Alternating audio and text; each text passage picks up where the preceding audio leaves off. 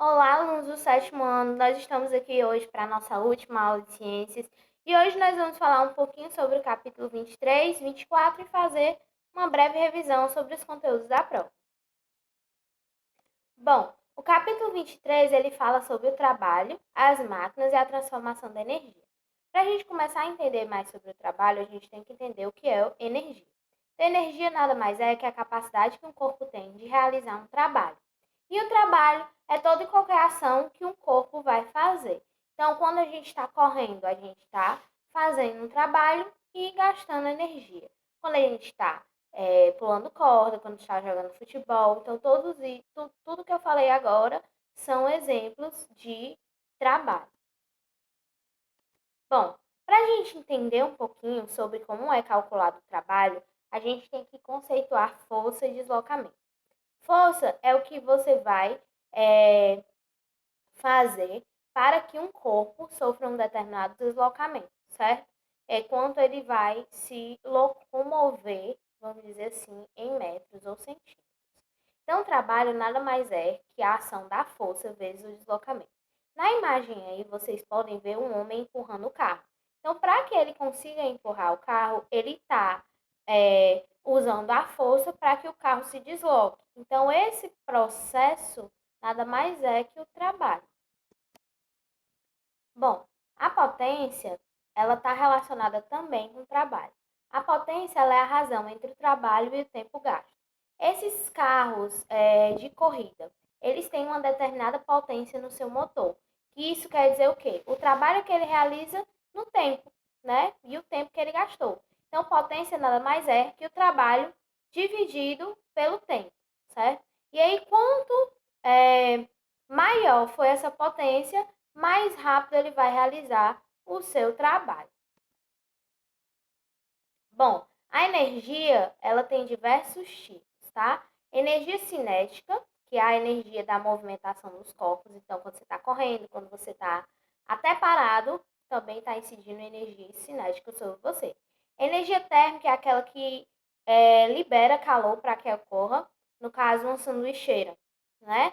Então, ela está convertendo energia elétrica em energia térmica para que você possa fazer o seu sanduíche, né? Consumir seu sanduíche quentinho. Então, isso é energia térmica. Energia sonora é aquela que se propaga por meio de ondas sonoras e é recebida pelas nossas orelhas, né? A nossa orelha ela é composta por três partes, que é a orelha interna, a orelha média e a orelha externa. Então, as vibrações elas vão passar e vão ser convertidas em som lá na nossa membrana timpânica. Energia luminosa, que é aquela que ocorre por meio da radiação solar, e essa radiação converte em energia. Em alguns lugares do mundo, eles utilizam energia luminosa para converter em energia elétrica por meio daquelas placas solares, né, placas fotovoltaicas. E a energia elétrica, que é aquela que se propaga por meio de elétrons, né, que é a mais comum e a mais utilizada, que aqui no Brasil eles utilizam as hidrelétricas para a produção desse tipo de energia. Bom, com o passar do tempo, o homem inventou algumas máquinas, né, para auxiliar no seu trabalho. Então, máquina é todo e qualquer artefato que vai auxiliar a gente no trabalho. Então, eles fazem com que a gente gaste pouca energia e a máquina faça tudo por nós. Nós temos as máquinas simples, que são aquelas fáceis de manusear, como a rodana, que é essa aqui, no caso que ela pode ser utilizada para fazer pneus, para fazer rodas, alguns moinhos, eles utilizam esse esquema de rodana. A gente tem o plano inclinado, que é esse aqui. Então, você utiliza um plano normalmente no transporte de carga, né? Para auxiliar na subida ou descida de materiais. E a alavanca, que funciona como se fosse uma gangorra, onde você vai utilizar um peso do lado para levantar o peso do outro.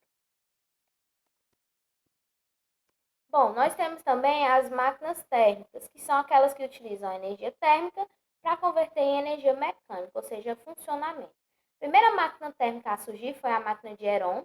Então, ele aquecia a água e aí o vapor, quando saía por essa peça de ferro, ele fazia com que essa esfera se movesse. Então, antigamente, ela não tinha nenhuma utilidade. Hoje em dia, já entende-se que é um mecanismo que é muito utilizado e aplicável até os dias atuais. Hoje em dia, para essas máquinas térmicas funcionarem, eles utilizam combustíveis, né? Para fazer com que ela funcione. Por exemplo, um automóvel. Quando você coloca combustível no carro, ele queima aquele combustível e converte em energia para o seu carro poder andar, poder se locomover.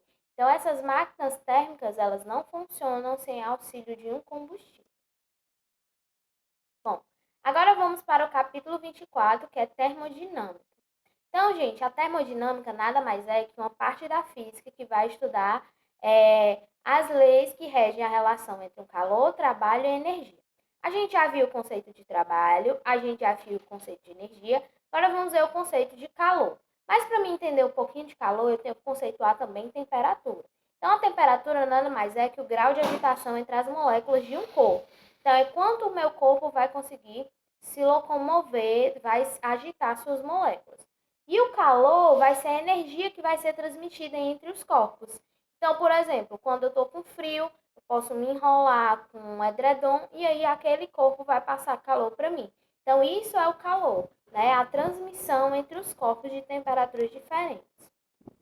Bom, essa questão da temperatura, ela começou, né, se iniciou com a criação do termômetro, né, para medir a temperatura, que foi criado por Daniel Gabriel Fahrenheit. Então, ele criou esse primeiro termômetro de vidro que utilizava uma coluna de mercúrio para medir a temperatura do corpo, né, e de outros meios. Com o passar do tempo, esse termômetro foi aperfeiçoado por Celsius, né, que mudou a sua grandeza escalar, e por fim foi aperfeiçoado por Kelvin, que mudou novamente a grandeza escalar das temperaturas. Então, o termômetro que a gente usa hoje ainda é aquele mesmo termômetro proposto por Fahrenheit. O que mudou foi a grandeza escalar utilizada. Bom, as escalas termométricas. Gente, Celsius, Fahrenheit e Kelvin, eles tinham medições diferentes para a temperatura. Então, aqui todos referem-se à água. Então, o ponto de ebulição da água em Celsius é 100 graus e o ponto de fusão, 0 graus. Em Fahrenheit, 212 graus de fusão e 2 graus de fusão. Para eu tinha 373 e 273 de fusão. Então, em alguns lugares ainda do mundo, eles utilizam alguma temperatura diferente, como Fahrenheit e Kelvin. Então, no Brasil, a gente utiliza a temperatura em graus Celsius. Então, tem um meio de conversão dessa temperatura, que é por meio dessa fórmula, assim, que C sobre 5 é igual a E menos 38 sobre 9, que é igual a K menos 273 sobre 5. Então, você usando essas medidas de conversão, você consegue identificar a temperatura, né, dos locais em todos os lugares do mundo, desde que use Celsius, ou Fahrenheit, ou Kelvin, não importa, certo? Bom, o calor específico também é um fator muito estudado na termodinâmica. Então, o calor específico nada mais é que uma grandeza física que define a variação térmica de uma substância ao receber uma quantidade de calor. Então, é quanto aquela substância vai variar a cada grau aumentado, vamos dizer assim. A água, por exemplo, ela vai variar de 1 em 1 grau, então o seu calor específico é 1. O gelo, de 0,55 em 0,55 graus. O mercúrio, de 0,033 em 0,33. Então, cada substância vai ter o seu valor de variação diferente, certo? Isso vai variar. Então, nós temos uma tabelazinha específica com relação ao calor específico de cada substância, certo? A quantidade de calor de um corpo já vai ser um pouco diferente. É a variação de uma temperatura. E aí ela pode ser quando varia somente a temperatura, em temperatura sensível, e quando ela gera uma mudança no estado físico em calor latente, né? Então pode ser calor sensível ou calor latente. Como é que eu vou calcular a quantidade de calor de um corpo? Pela essa fórmula. Então eu tenho Q é igual a M, que é a massa de um corpo, vezes C, que é o calor específico, vezes o tempo. Então, a variação do tempo, certo?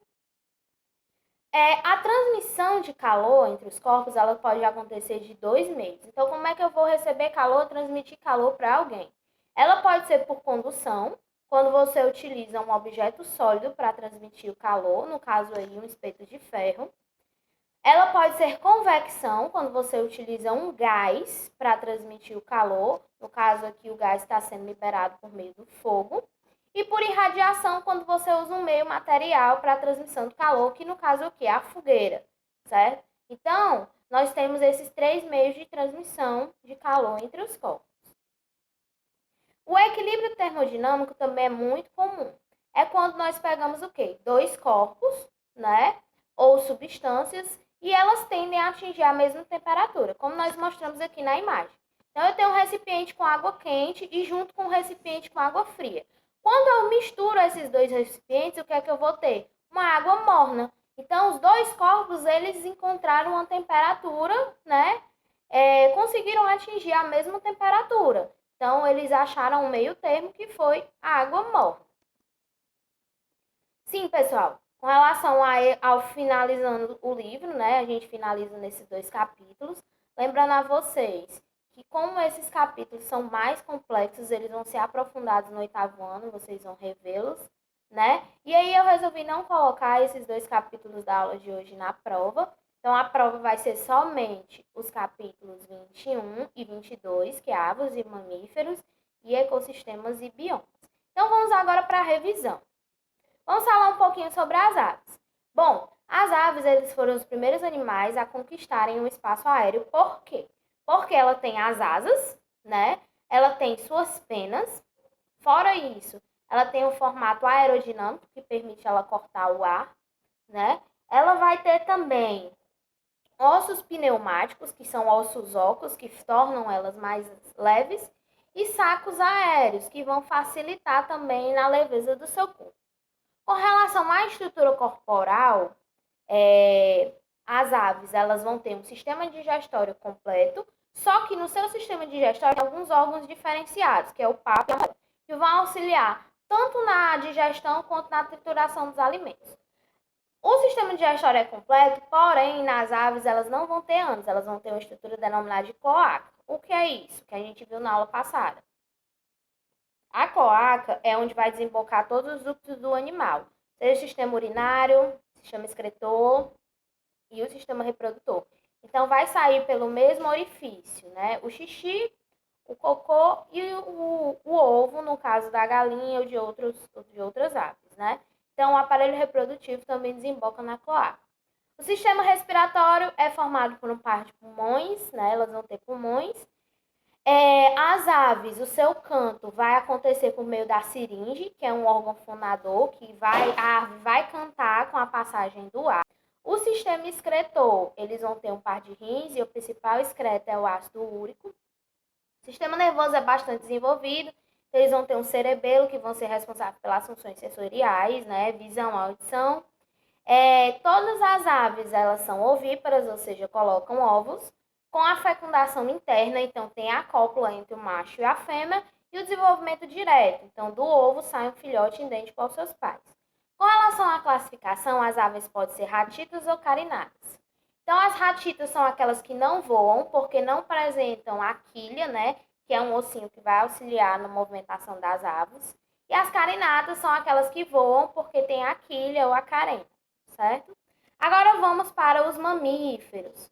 Então, os mamíferos recebem esse nome porque seus filhotes mamam, ou seja, têm a presença de glândulas mamárias, né, que desenvolvem o leite. Os mamíferos também apresentam outras glândulas, como a glândula sebácea, que é responsável pela liberação de gordura, a glândula sudorípara, que é responsável pela liberação do suor para a regulação da temperatura. Nós vamos ter também dentes para auxiliar nos mais diversos alimentos, porque nós sabemos que os mamíferos são onívoros, então eles têm uma alimentação bastante variada. E os mamíferos, eles são animais endotérmicos e homeotérmicos, ou seja, têm sua temperatura corporal constante. No caso do ser humano, em torno de 36 graus e meio. Os mamíferos, eles vão ter sistema circulatório completo, né, com circulação fechada. Então, nós temos um coração com os vasos sanguíneos, um coração com 4 cavidades. Sistema digestório também completo, com boca e ânus. Nós vamos ter o sistema excretor, formado por um par de rins, né? E vamos ter um sistema nervoso, formado por um encéfalo bem desenvolvido. E o sistema respiratório, respiração pulmonar. Com relação à reprodução, eles vão ter uma pequena diferença, podendo ser classificados em monotremos, que eles colocam ovos, né, como no caso do ornitorrinco, marsupiais, quando o filhote nasce prematuro e termina o desenvolvimento no marsúpio, que é uma bolsa fora do útero da mãe, e os placentários, que somos nós, seres humanos, né, e outros animais, que têm um desenvolvimento completo dentro do corpo da mãe, né, na placenta. Agora vamos para os ecossistemas. Então, o que é um ecossistema? Um ecossistema nada mais é que um conjunto entre fatores bióticos e abióticos. Os fatores bióticos são os seres vivos e os fatores abióticos são os seres não vivos. O ecossistema, ele vai formar, né, vamos dizer assim, a biosfera. Então, a biosfera é um conjunto de vários ecossistemas. O meu ecossistema, ele pode ser classificado em natural e artificial. Natural, quando ele é criado espontaneamente, e artificial, quando ele é modificado pelo homem. Bom, a gente viu que a ecologia é uma ciência que vai estudar, né, os seres vivos, suas interações e a sua interação com o ambiente. E a ecologia utiliza alguns níveis de organização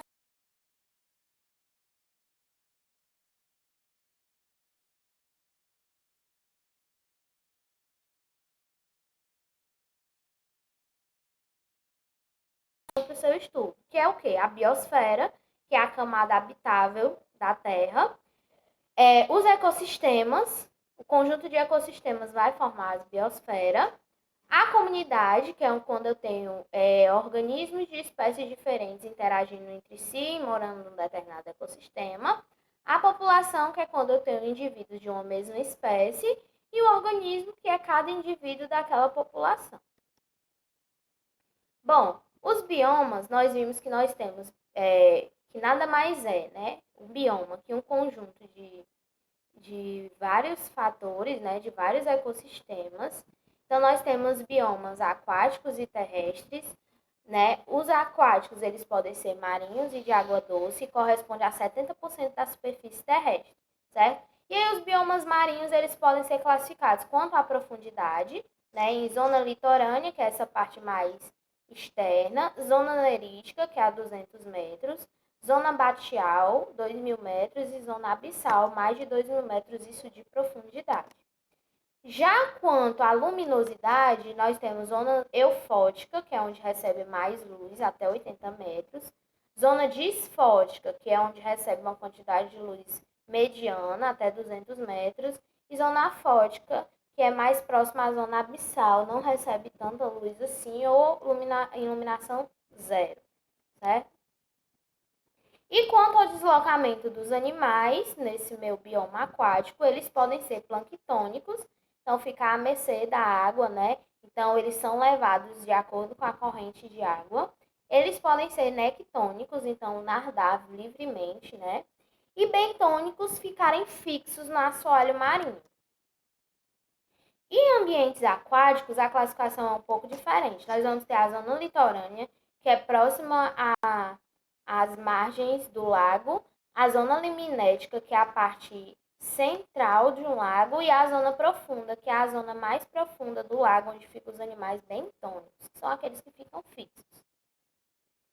E agora vamos para os biomas. Os biomas mundiais que teremos são floresta tropical, que a maior que nós temos é a Amazônia. Nós temos também os desertos, que são regiões de clima árido, né, bem quente, poucas chuvas e vegetação bem rasteira.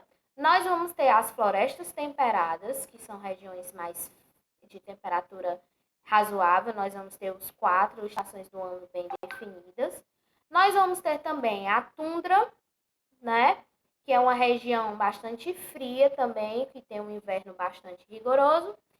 A floresta de coníferas, né? Também chamado de taiga, que vai ter aí 2 estações do ano bem definidas. E os campos, que são a pradaria e a savana, que tem um clima bem tropical.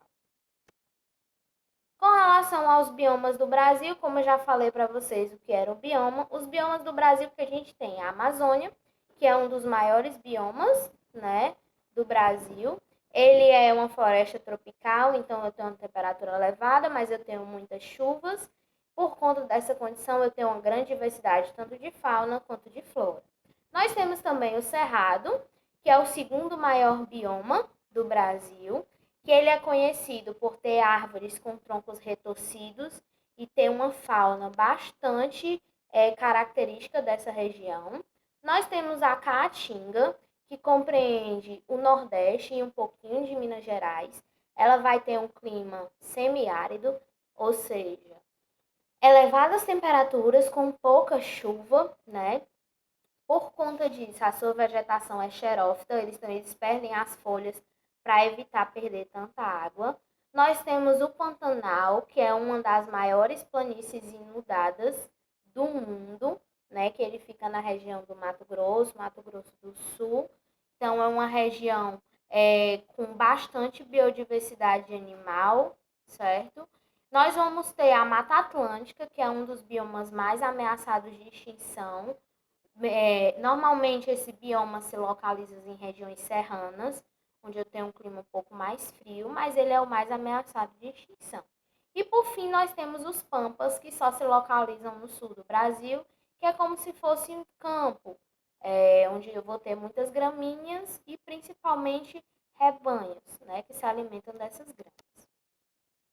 Bom, pessoal, eu vou deixar uma atividade para vocês da página 238, 239, 351 e 352. Desde já eu agradeço a atenção, obrigado a todos que ficaram aqui por todo esse tempo, né? Eu sei que esse ano foi muito difícil a nossa adaptação, mas eu creio que quem esteve aqui presente, que fez todas as atividades, conseguiu levar sim um bom aprendizado. E eu desejo a todos que fiquem todos bem, né? E até o próximo ano. E qualquer dúvida, estou sempre à disposição. Tchau, tchau.